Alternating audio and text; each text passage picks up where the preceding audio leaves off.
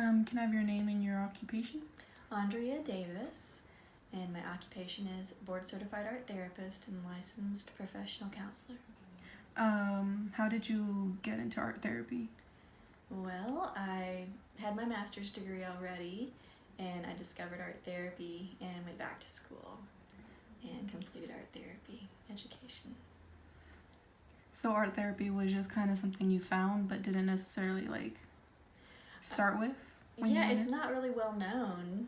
And back in the mid-90s when I was in college, I did a thesis, and I actually started using art and poetry in my thesis, and my professor said, "Hey, you can't do that, you're not an art therapist." And I'm like, "What's that?" So it was always in the back of my mind, but then later after I finished my master's, I always knew I liked art and psychology, and so I literally Googled art and psychology, and I found the Art Therapy Institute in Dallas. It doesn't exist anymore, but that's where I went to school. And so yeah, I got postmaster's certification in art therapy and a second master's to couple with that. So it was a long journey. Do you have any advice for people who maybe want to enter this field? Yeah, definitely.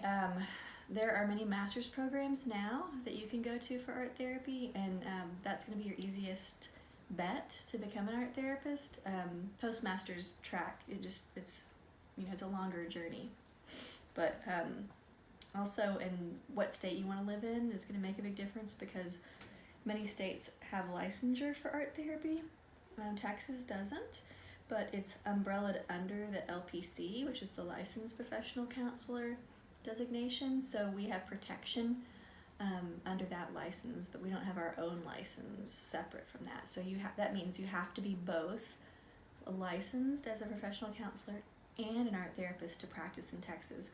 And so in many other states, you only have to have your art therapy master's. So it makes it a little bit more difficult here.